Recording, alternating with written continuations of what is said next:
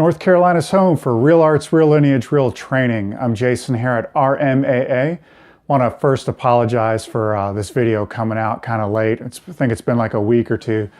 But you know, with the election, 1 week, and then the second week I was sick as crap and basically spent most of the week in bed. But while in bed, I was looking through some old files on my computer, deleting some crap, leaning stuff out. And I came across something I had written up for some students in the past. And it's basically talking about why you might not be improving or why your skill might not be where you want it to be. It's going to be one of three things. First, the teacher. Something's wrong with the teaching, verbally or physically. They might not be able to explain it. They might not be able to demonstrate it correctly. If they can't do this, then of course you're not going to be learning shit. Now let's look at verbal and physical, and this is going to go down into the second two reasons why you might not be learning. This is assuming that the teacher can verbally transmit the information correctly and can physically perform it correctly. So now it's coming down to you, the student. On the verbal basis, the student hears but doesn't understand the true meaning of the verbal transmission. They won't realize this unless they're willing to analyze why they're not getting any better. Maybe the language, meaning pattern, lingo, idioms, dialects, etc., are different than what the student uses. So I could be saying something and it wouldn't make any sense to you because maybe I'm from one part of the country and you're from another part. And when I kind of use these idioms and slip in, certain language or phrases, yeah, you get what I'm saying, but you don't kind of really get it at its core. Maybe the student has an internal bias or previous belief that goes against what the teacher's saying. Maybe it's something you learned at another school and you believe this to be true, and your mind won't open up to what the current teacher's actually saying. So you're going to have to take this into consideration.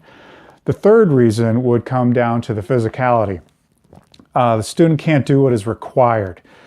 This could be broken down into two subgroups. Maybe there's a physical limitation, birth defect, or injury that's preventing you from advancing. If so, you're going to have to learn how to work around that. But maybe also the student doesn't know how to get his body to move or do it the right way. They get lazy and fall back on doing it the old way or the easy way, never improving. What I mean here is a lot of times I'll get guys that show up and they might have martial arts experience from another school, especially if they're older and they learned something when they were younger.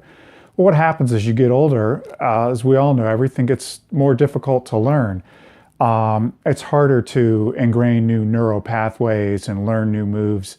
Your body's starting to get weaker and older, and it doesn't respond as well. Well, what happens then is people tend to get lazy and they fall back on doing something the way they learned in the past. So I could be showing you a new method of how to kick, and it becomes difficult once you start doing some kick you learned somewhere else because it's easier. Well, you have to analyze this and look at yourself. How much of it could possibly be the teacher and how much of it could be you? If it's the teacher, you need to go out and find a new teacher. If it's yourself, you need to kind of acknowledge these and work around it.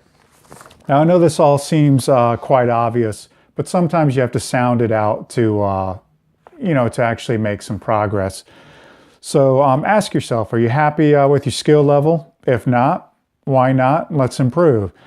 It's not just a matter of passing time. In a sense, you can't just show up to somebody's class and assume you're going to get better as days go by.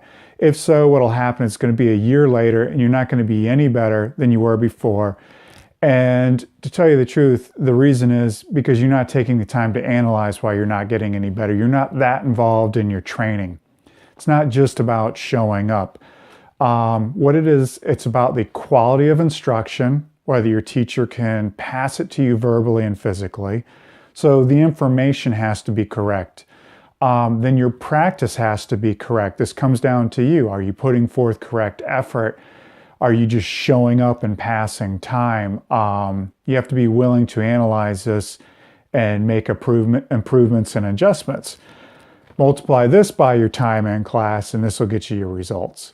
Hopefully this helps you out and will help you progress. And like I said, if you have any questions, hit me up. And if not, we'll see you next week.